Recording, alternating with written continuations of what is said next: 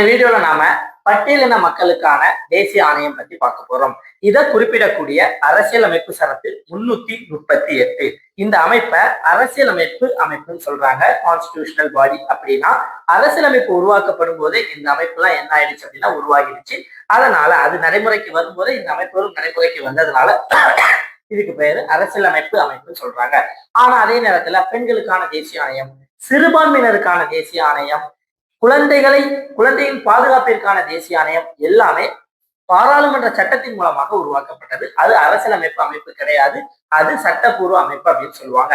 இப்போ இந்த 1950 இருந்து தற்போது வரைக்கும் பட்டியலின மக்களுக்கான தேசிய ஆணையத்தினுடைய பரிணாமம் பற்றி பார்ப்போம்.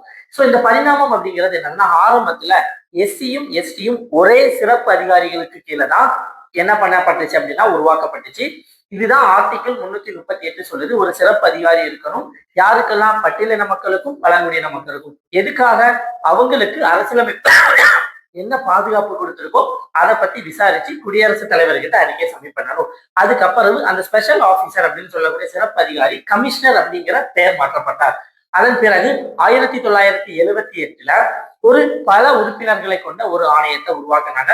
அதே நேரத்துல பாத்துக்கிட்டீங்க அப்படின்னா இந்த சிறப்பு அதிகாரின்னு சொல்லக்கூடிய கமிஷனரும் செயல்பட்டுட்டே இருந்தாரு. 1987 இந்த பல உறுப்பினர்களை கொண்ட ஆணையம் என்ன பெயர் மாற்றப்பட்டுச்சு அப்படின்னா பட்டியலின மற்றும் பழங்குடியின மக்களுக்கான தேசிய ஆணையம் அப்படின்னு பெயர் மாற்றப்பட்டுச்சு. அதன் பிறகு இதற்கு அரசியலமைப்பு முக்கியத்துவம் கொடுக்கணும்னு சொல்லிட்டு அரசியலமைப்பை திருத்தினாங்க. யாரு? இந்திய நாடாளுமன்றம். எப்படி? 65வது சட்ட திருத்தம் 1990 மூலமா பட்டியலின மற்றும் பழங்குடியின மக்களுக்கான தேசிய ஆணையத்திற்கு அரசியலமைப்பு அங்கீகாரம் கொடுத்தாங்க. ஆனா 89வது சட்ட திருத்தம் 2003 பட்டியலின மக்களுக்கும் பழங்குடியின மக்களுக்கும் தனித்தனியான ஒரு ஆணையம் இருக்கணும் அப்படின்னு சொல்லி அந்த இரண்டு ஆணையத்தையும் பிரிச்சுட்டாங்க. இதன் அடிப்படையில சரத்து 338 தேசிய ஆணையம் பட்டியலின மக்களுக்கு, 338A தேசிய ஆணையம் பழங்குடியின மக்களுக்கு. இதுதான் இதனுடைய பரிணாமம்.